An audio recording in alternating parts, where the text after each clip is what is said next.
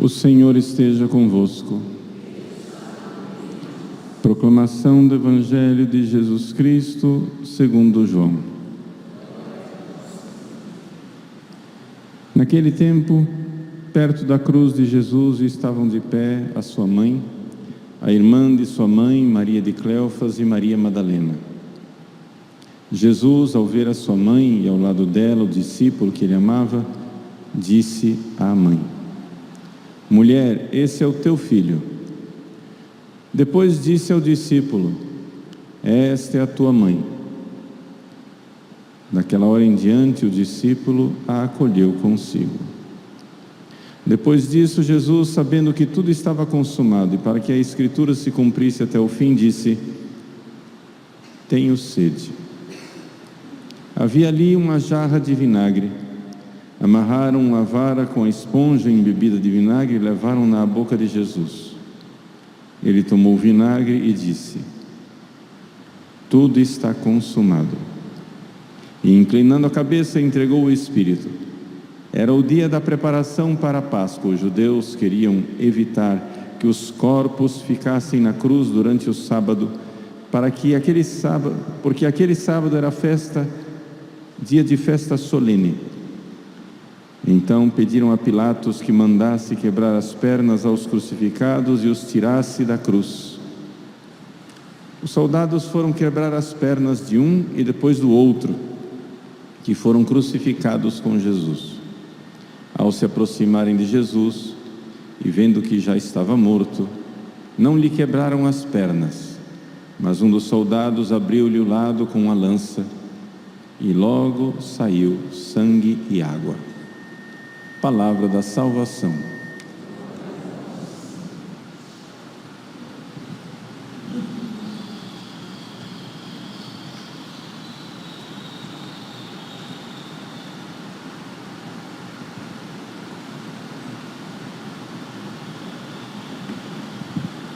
Meus queridos irmãos e irmãs, celebramos hoje uma memória que foi inserida recentemente no calendário litúrgico da Igreja. Maria, Mãe da Igreja.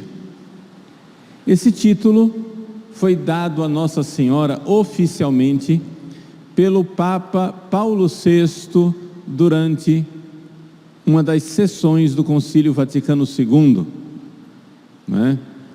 na conclusão da terceira para a quarta sessão. E esse título foi, de alguma forma, fonte de grande polêmica. Por quê? Porque os teólogos mais progressistas não queriam chamar Maria de Mãe da Igreja. Se vocês forem analisar as pessoas, os teólogos um pouco mais modernos, progressistas, gostam de chamar Maria de discípulo de Jesus. Maria é um membro da igreja. Maria é o modelo para a igreja. Mas Maria faz parte da igreja, ou seja, a cabeça é Cristo, ela é um dos membros. Como é que ela, sendo um dos membros da igreja, vai ser mãe da igreja? Seria um negócio assim um pouco absurdo, não é verdade?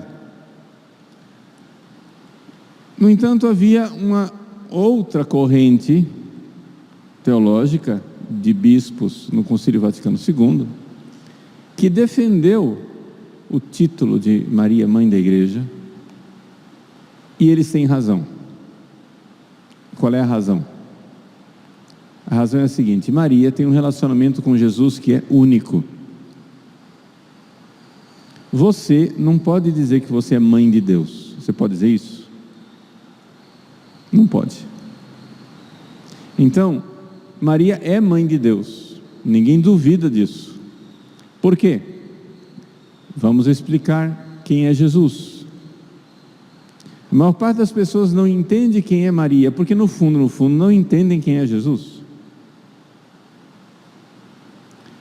Então vamos lá, vamos pôr as ideias catequéticas corretas no lugar. Deus é Pai, Deus é Filho, Deus é Espírito Santo. O Pai é Deus, o Filho é Deus, o Espírito Santo é Deus. São 3 deuses? Não, um só Deus, em 3 pessoas realmente distintas. O Pai é eterno, o Filho é eterno e o Espírito Santo é eterno.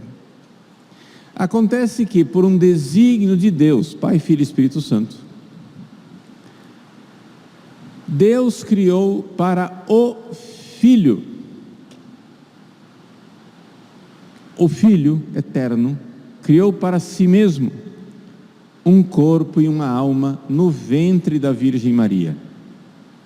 Então, um homem foi formado misteriosamente no ventre de Maria, e este homem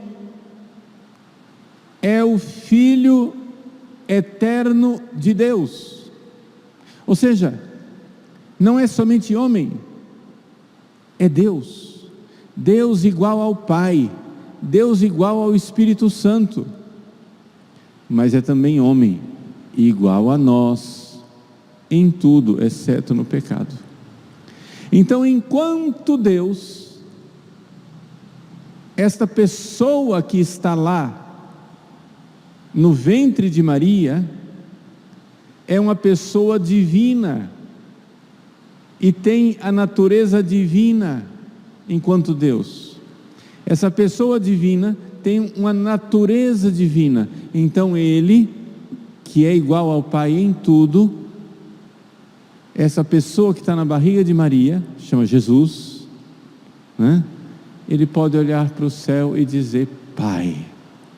Jesus pode chamar a Deus de Pai, não por metáfora, não por poesia. Você pode olhar para o seu cachorrinho, pelo qual você tem carinho e afeto, e dizer, vem cá para a mamãe. Não está proibido, você pode fazer isso, mas você sabe perfeitamente que aquele cachorro não saiu do seu ventre. Estamos de acordo? Que você já não gerou aquele cachorro na sua barriga, que você está fazendo poesia. Você está chamando o cachorro de meu filho, vem cá para a mamãe, mas isso é no mundo do faz de conta. Ele não saiu da sua barriga, e nada vai mudar esse fato. Por mais carinho que você tenha, por mais amor que você tenha, não vai mudar o fato de que ele não é da sua natureza. Você é da natureza humana, ele é da natureza canina. Pois bem, Jesus, que foi concebido pelo poder do Espírito Santo no ventre da Virgem Maria, Jesus tem natureza divina. Ele é Deus igual ao Pai, igual ao Espírito Santo. Está claro isso? Ele é igual ao Pai, é igual ao Espírito Santo. Ele é uma pessoa divina com uma natureza divina. Mas, como Deus criou para si, para o Filho, para a pessoa divina do Filho, Deus criou um corpo e uma alma, ou seja, uma natureza humana. Essa pessoa divina que está no ventre de Maria também tem uma natureza humana. Uma natureza humana, igual a nós em tudo, exceto no pecado. Igual a nós em tudo quer dizer que Jesus ficava cansado, dormia, sentia fome, sentia sede, ficava alegre, ficava triste, sorria e chorava. Jesus igual a nós em tudo, exceto no pecado. Então vejam só, quando nós olhamos para aquela criança no braço de Nossa Senhora, nós podemos fazer duas perguntas. Primeira pergunta: quem é? Segunda pergunta: o que é? Ok? Eu olho para o seu filho no seu braço e pergunto: o que é? Em linguagem do nosso dialeto cuiabano, a gente pergunta: o que é esse? Né? O que é esse? O que é? Vamos supor que seu filho esteja embrulhado. Amanheceu um dia especialmente frio em Cuiabá, coisa rara, está fria. Aí o filho está lá todo embrulhado, e você com aquele embrulho nos braços. Eu não consigo distinguir que ali tem uma criança, eu consigo ver que tem um pacote. Aí eu pergunto: o que é isso? Você vai dizer que é um bebê, que é uma criança, que é um ser humano. Mas eu posso perguntar também: quem é esse? O que é isso? É uma criança, é um cachorro, é uma abóbora, é uma melancia, entendeu? O que é isso? Aqui, quando eu pergunto o que é isso, você responde com a natureza. O que é isso? É uma abóbora, é um ser com natureza cucurbitácea. As abóboras, a classificação da abóbora, cucurbita. Então, a natureza cucurbitácea da abóbora faz com que ela não seja um ser humano. A natureza canina do seu cachorrinho faz com que ele não seja um ser humano. A natureza mineral de uma pedra faz com que ela não seja um ser humano. Um ser humano tem corpo e alma. Está claro isso? Então, quando eu olho para uma mulher e ela acabou de dar à luz, eu não pergunto: o que é que você pariu? Não tem sentido nenhum, é ofensa. Se eu pergunto para uma mulher: o que é que a senhora pariu? Ela vai olhar para mim estranhamente e vai dizer: mas o que é isso? Não me ofenda. É evidente que uma mulher deu à luz a um ser humano, sim ou não? Só faltava agora ela ter dado à luz a uma abóbora.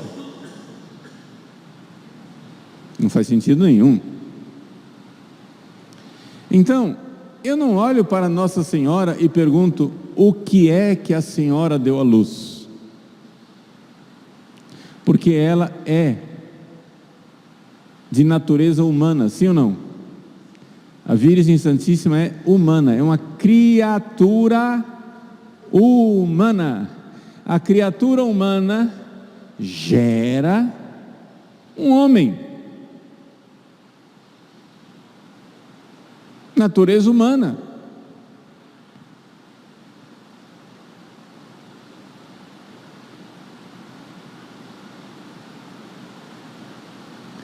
Agora, se eu perguntar para ela, se ao invés de perguntar o que é que a senhora deu à luz, que seria uma ofensa, e eu perguntar para ela quem que a senhora deu à luz, ela vai dizer: eu dei à luz à segunda pessoa da Santíssima Trindade. A palavra quem responde ao conceito de pessoa. A palavra o que responde ao conceito de natureza. O que é? Um homem, uma abóbora, um cachorro, uma pedra. Quem é? João, Maria, José, Antônio, Jesus. Esse quem é um quem divino. Quem é o conceito de pessoa. Em Deus existem 3 pessoas: Pai, Filho e Espírito Santo. Quem é Ele? É o Filho. Quem é Ele que nasceu de Maria? Não é o Pai.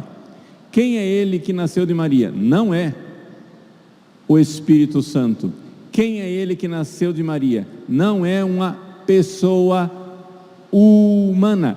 Não, é um homem, mas não é uma pessoa humana. É um homem, mas é uma natureza, é uma pessoa divina. Então Jesus, se eu pergunto para Jesus, quem o Senhor é? Resposta: a segunda pessoa da Santíssima Trindade, o Filho de Deus, único Filho de Deus que se fez homem. E se eu pergunto, o que o Senhor é? Ele vai responder, Deus. Ele vai responder, homem. Tem duas respostas para o que Ele é. Quem Ele é tem uma resposta só, é a segunda pessoa da Santíssima Trindade. O que Ele é tem duas respostas, Deus e homem. Perfeitamente Deus, igual ao Pai em tudo, perfeitamente homem, igual a nós em tudo, exceto no pecado. Isso daqui, gente, a gente precisa ter as ideias claras, catequeticamente, senão a gente se perde. Até aqui estamos juntos? Eu sei que eu estou chovendo no molhado para muita gente que já sabe isso, mas você tem que ter caridade e paciência, porque tem gente que nunca ouviu essa explicação aqui. E se a gente não explica isso, que é fundamental para a nossa fé, o tempo todo, as pessoas terminam sendo católicos e não crendo naquilo que é o mais importante e o mais fundamental. Alguém tem que se dar o trabalho de explicar isso um dia. Vamos em frente. Este Filho de Deus que nasceu da Virgem Maria, Ele é o único homem, único, só Ele, unigênito, único. Ele é o único homem que pode olhar para Deus e dizer, eu sou verdadeiramente Filho de Deus. Ele é Deus de Deus, luz da luz, Deus verdadeiro de Deus verdadeiro, gerado, não criado, consubstancial ao Pai. Por Ele, esse Filho divino e eterno, todas as coisas foram feitas, e por nós homens e para a nossa salvação, Ele desceu do céu e se encarnou no seio da Virgem Maria e se fez homem. Deus se fez homem. Deus criou para si um corpo e uma alma. Acontece, porém, que esse único Filho de Deus quis que nós também, misticamente, misteriosamente, graciosamente, participássemos da sua felicidade no céu. Como que Ele fez isso? Ele subiu aos céus e enviou o Espírito Santo. A solenidade de ontem, Pentecostes. Quando o Espírito Santo foi derramado em nossos corações, e Ele é derramado no seu coração pelo batismo, pela crisma, mas também em todos os sacramentos, e nas orações, quando você faz as orações bem feitas, e em vários momentos do dia o Espírito Santo vem de formas diferentes, mas sobretudo o batismo. Vamos concentrar aqui no batismo. Quando o Espírito Santo é derramado numa criança, o derramamento da água ali simboliza o derramamento do Espírito Santo no batismo. Aquela criança, pelo poder do Espírito Santo, fica unida ao Filho encarnado Jesus. E essa união mística, esta união misteriosa, esta união que nós não conseguimos explicar, a gente pode fazer uma comparação, a comparação de Jesus. Eu sou a videira, vós sois os ramos. Ou a gente pode fazer uma outra comparação que está na primeira carta de São Paulo aos Coríntios. Nós somos um só corpo, Cristo é a cabeça. É uma comparação. Mas essa comparação, ela é especialmente feliz, porque ela diz que a igreja é o corpo misterioso de Cristo. É o corpo místico de Cristo. Isso quer dizer que nós temos um corpo e uma alma. A alma é o Espírito Santo. É uma comparação. Está entendendo? É uma metáfora. O Espírito Santo é como se fosse a alma. A alma é que mantém o seu corpo todo unido. Tira a alma, que é que vira o seu corpo? Cadáver, se esfarela. Sim ou não? Se você tirar a alma do corpo, vira cadáver. Se decompõe. O Espírito Santo é a alma da igreja. O Espírito Santo quer dizer o seguinte: ele realiza a misteriosa função de unir cada batizado à cabeça que é Cristo. Qual é a função do Espírito Santo? Na unidade do Espírito Santo. A função do Espírito Santo é grudar você com Jesus. Desculpa o palavreado assim, popular. Mas pelo Espírito Santo você está grudado com Jesus.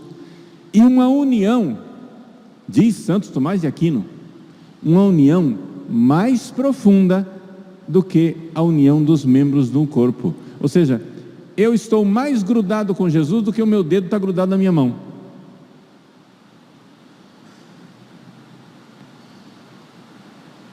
Quando a gente diz que a igreja é o corpo místico de Cristo, as pessoas têm a impressão de que é o seguinte: esse meu corpo aqui é que é corpo verdadeiro, o corpo místico é de mentirinha. Não, é o contrário. O corpo místico é uma união mais profunda, mais verdadeira, mais autêntica do que a união de um corpo. Eu estou mais unido a Jesus do que o meu braço está unido no meu corpo, minha perna está unido no meu corpo. Não é uma união física, é uma união mais profunda do que a física. É uma união mística, espiritual, profunda. Porque é uma união vivificadora. A alma está unida ao corpo. Fica mais parecido agora. A alma está unida ao corpo, não está? A alma vivifica o corpo. Mas eu não posso... O dedo está unido à mão, mas o dedo não vivifica a mão. Está entendendo? É mais profundo. Então quer dizer que, de uma forma misteriosa, nós somos membros do corpo de Cristo. Agora vem. Olhemos para a nossa Mãe Santíssima e perguntemos para ela: minha Senhora, de quem sois mãe? Ela diz: do Cristo, Filho de Deus. Mas a senhora é mãe só da cabeça ou dos membros também? Seria uma monstruosidade, diz São Luís Maria Grignon de Montfort, que uma mulher desse à luz à cabeça e não ao restante dos membros.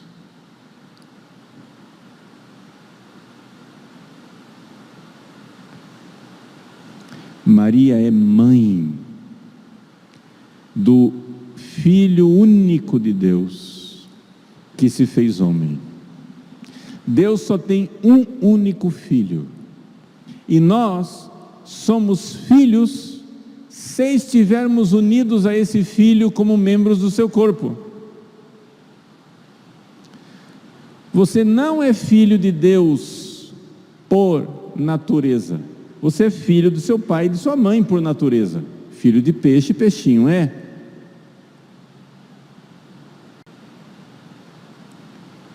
Você é filho de Deus por união mística, misteriosa, união da graça, do Espírito Santo, que derramado em nós pelo batismo, nos fez membros do corpo do Filho único de Deus.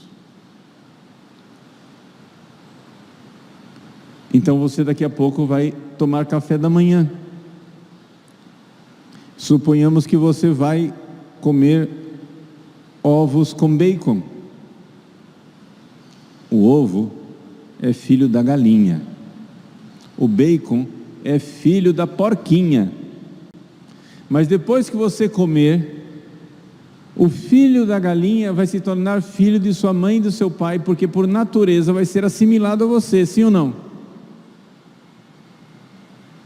Então aqui na minha orelha tem galinha, no meu nariz tem galinha, no meu queixo tem galinha, no meu dedo tem galinha.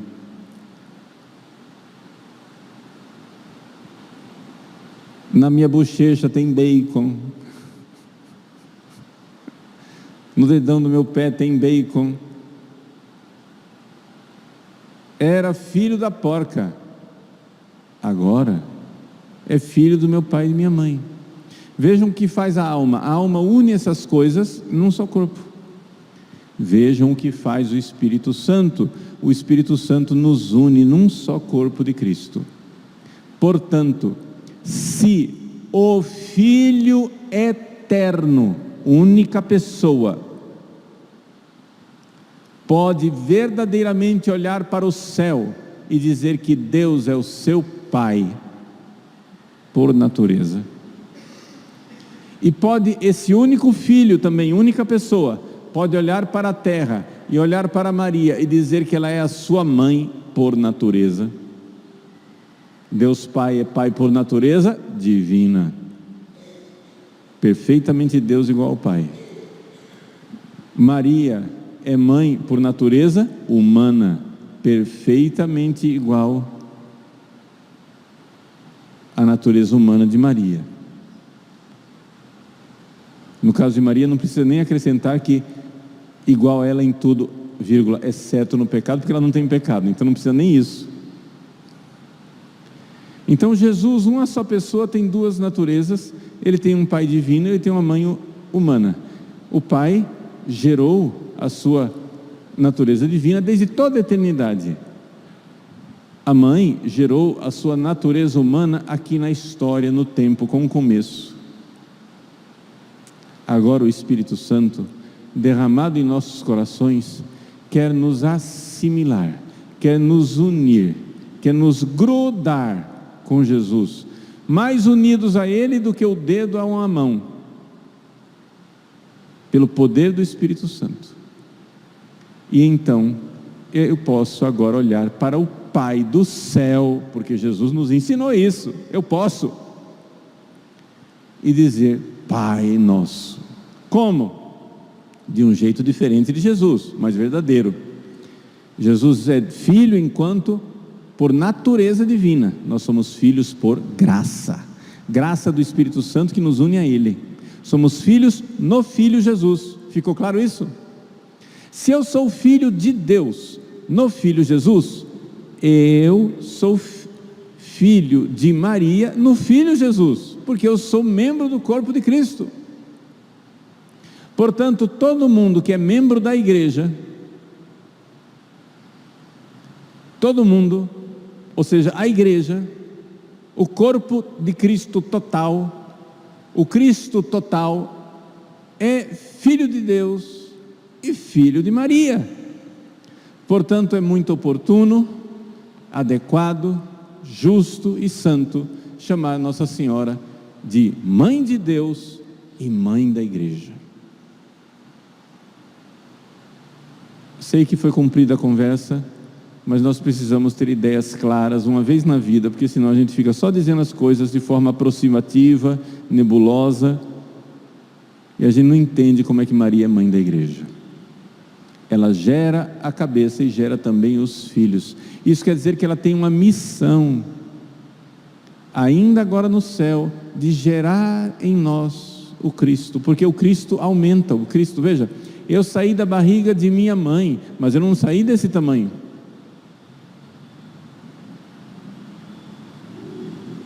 Aumentou, não aumentou? Muito bem. O Cristo também aumentou. Durante os séculos, milhões e milhões de pessoas foram fazendo parte do Cristo, até chegarmos ao Cristo total, à plenitude, ao pléroma, o Cristo total, todos os eleitos, membros do corpo de Cristo. Enquanto isso não acontece, Maria tem uma função mística no céu, de ir gerando em nós o Cristo. Agora isso ela faz através da ação do Espírito Santo, por isso a gente celebra Mãe da Igreja logo um dia depois de Pentecostes. Por quê? Porque o Espírito Santo é a alma, a gente pode usar essa comparação, mas pode usar uma outra comparação. É como se ele fosse o coração de amor, aquele amor ardente que bombeia a vida e irradia para todo o corpo. São Paulo diz uma frase chocante.